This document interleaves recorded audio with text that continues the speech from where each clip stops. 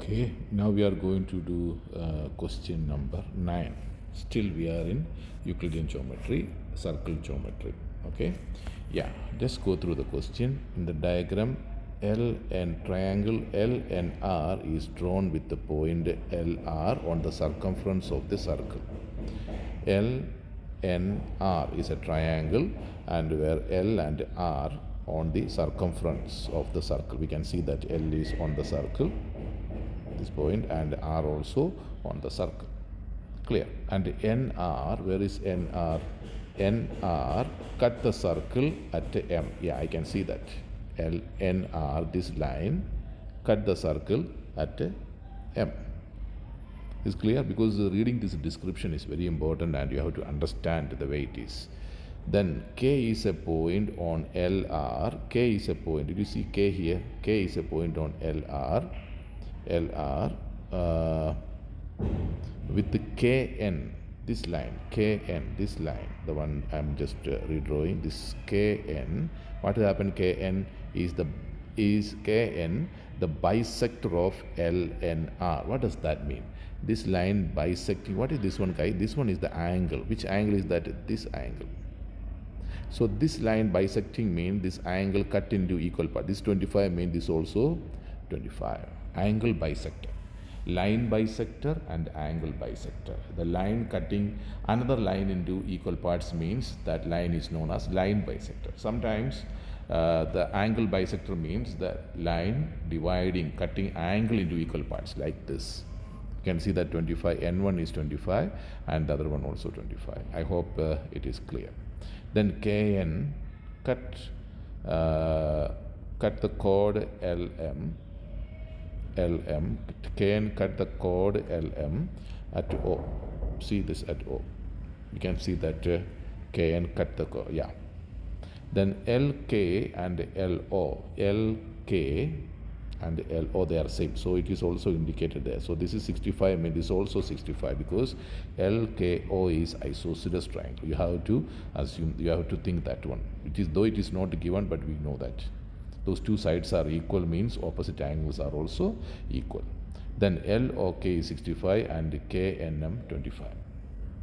Guys, they did not give you that LN is a tangent. Okay, so don't assume at this stage it's a tangent. It is not given. You have to prove somewhere. Okay, yeah. Now coming to before we do this question, I will explain the rule, the theorems that is required. Those theorems, they are required for doing this question. Okay, then after that, when I explain the question, things are going to be very simple. Let me rub all this over right here. Right. Now I already brought a circle. The first thing that you need to know is the property of diameter. I hope you know that. What is the diameter? Diameter is the line passing through the center of the circle, isn't it? This is the line, diameter. So we can see these two segments. The diameter is also a chord, but that is the longest chord. So those two segments, they are same, isn't it? So in any segment, any angle subtended by the diameter. For example, the upper segment, see, is coming from the diameter. See, it's coming from the diameter. I'm subtending angle from the diameter. Do you see that one?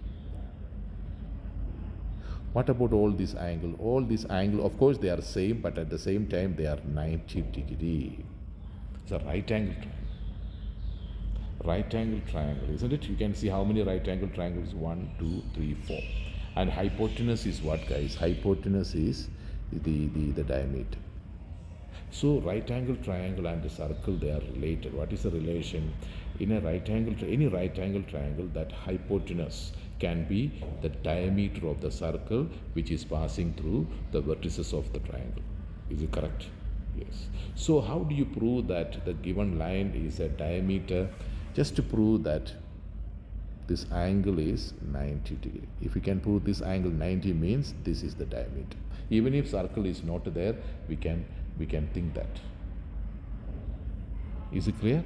So that is very important. So which means if you draw a right angle triangle ABC, a right angle at B, okay, you can draw a circle around it. You can draw a circle passing through A, B and C. And what is AC? AC will be the diameter of that circle. Why? Because this diameter is subtending what? 90 degree. Is it clear? So that idea you must have. So diameter is always hypotenuse of a right angle triangle. Those are connected. Okay, you need to know. Is it clear now? Okay. Now,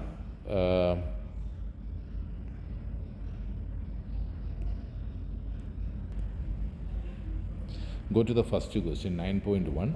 Prove that Ln is a diameter of a circle passing through the point LMN. Alright, so 9.1, so that Ln is a diameter of a circle passing through the point LMN. That circle passing through the point. So look at the circle that I made it here. Let me plot those points. L is here, then LM is here, and N is here, isn't it? And they said that you have to prove that Ln is a diameter, which means the diameter is subtending the angle at M, and this angle must be 90. Clear? If you can prove that this angle, can you compare this one here? What is that one? This one, isn't it? L, N, M. Did you see that?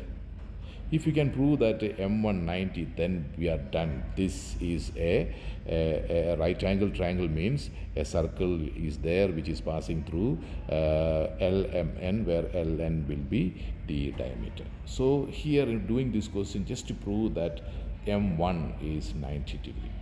That's how you have to do it. Is it clear?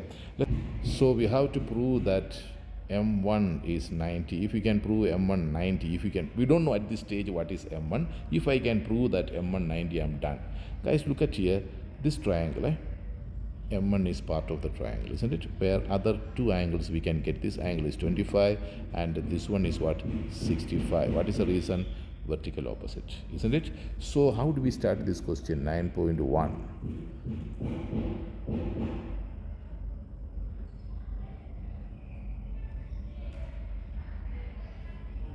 O3,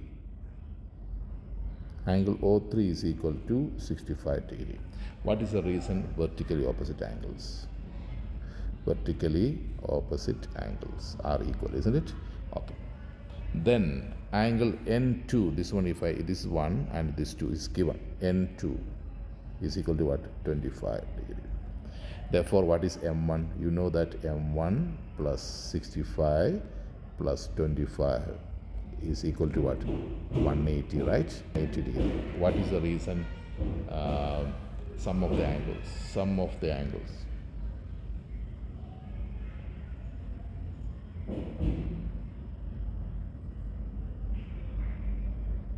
Angles. Sum of the angles of a triangle. Now can you find M1? M1 is equal to 180 minus 65 minus 25. We have to send these two angles other side. Sign will change. That is 180 minus 65 minus 25 is going to be what? It is going to be 90, which is equal to 90 degrees. So we are looking for a 90 degree for M1 and we got it, which means we can say what? Ln is a diameter of the circle. Therefore, Ln is a diameter. Converse of angles in the semicircle. Angle in a semicircle. So we can prove that. Okay, we proved that. Normally angles in a semicircle 90 degree. Here we proved that angle is 90 degree, which means it's a diameter. So converse of angle in the semicircle. So this is how we do this question.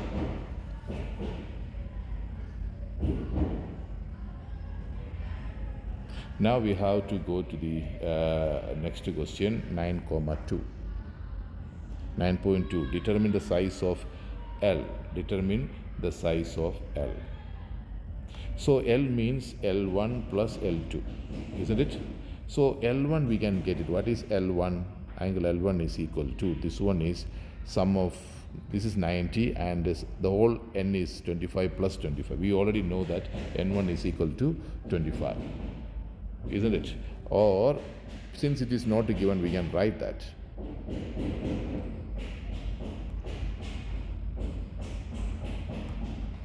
N1 is equal to 25.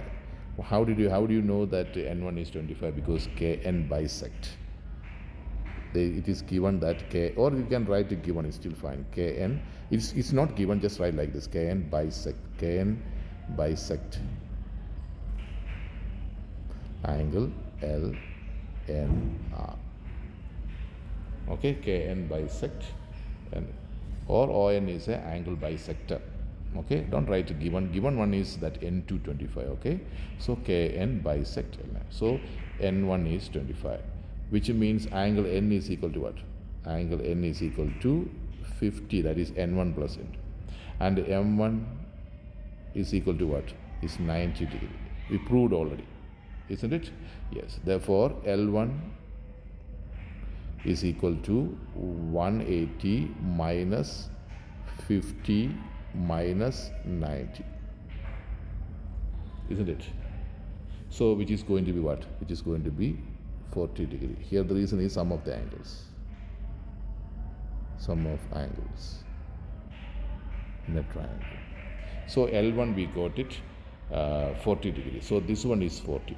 Now you have to look for L2, where K1 is equal to what, guys? We already know that K1 is also same as 65 because LKO is isosceles.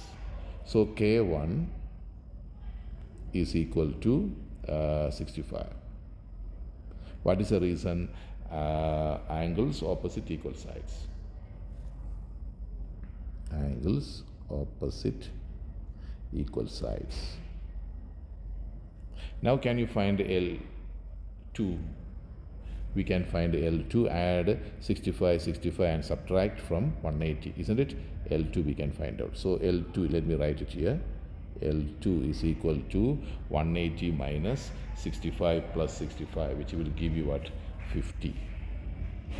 L2 is equal to 50, sum of the angle. Here also sum of the angles. Angles of a triangle. Clear? So L1 is equal to 40, L2 is equal to 50. Then what is the full L? L is equal to 50 plus 40. Answer is 90. We got it. So you have to find L1. I got it 40 because N is 50 and M is 90. We know that. Okay, so we got it L1. Then L2, how do you get it? Because these two angles are same, isn't it? So we can find sum of the angles, you can get it L2. So L1 plus L2 will give you 90 degree. Is it clear now? Okay. Now 9.3. 9.3, let me write it here. 9.3, what is that? Show that LN. See guys, this is how, I told you at the beginning, it is not a tangent. You have to show that L1 is a tangent by using the property. Here I think the tan-chord theorem will help you. Okay, tan-chord theorem will help you to know that. Actually, it's not the converse of tan-chord theorem, because tan-chord theorem you can apply only if tangent is given. Here tangent is not given, isn't it? You have to prove that Ln is tangent. Clear? So how do you prove that? Let me rub all those writings here.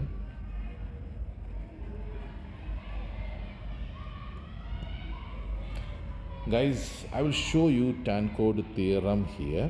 This L1, suppose Ln is a tangent, then Lm is a chord, and L1 must be equal to this chord subtending what? R.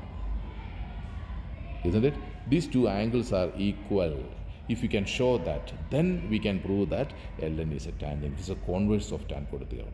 Tan-chord theorem is what? Tangent and chord both are given, and those angles must be equal to, those angles are equal.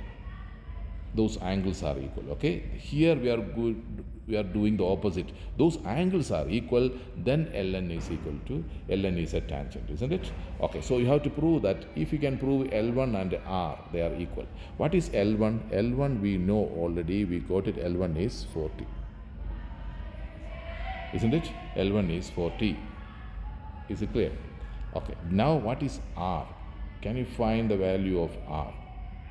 We can get it R because we know what is M2. M2 is, this is 90, so M2 also 90 degree. And L2 we got it already. What is L2?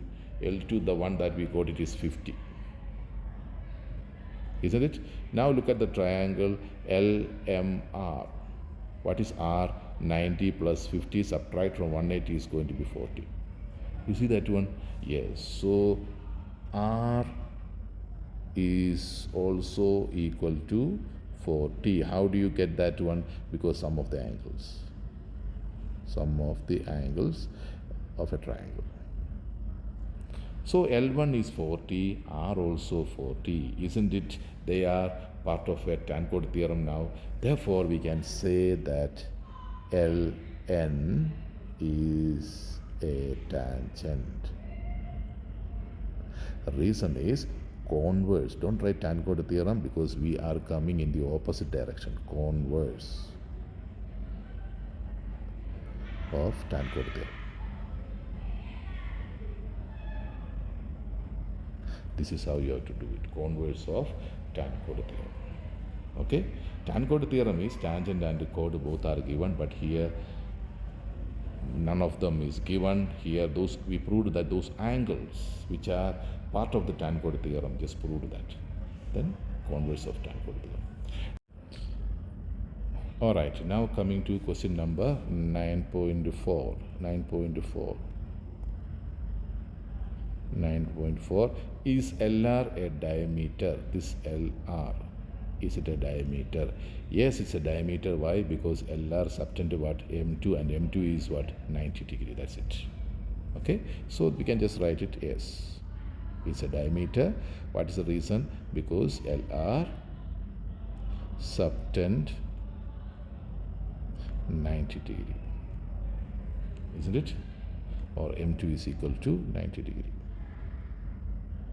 That's it. That's how we do this question.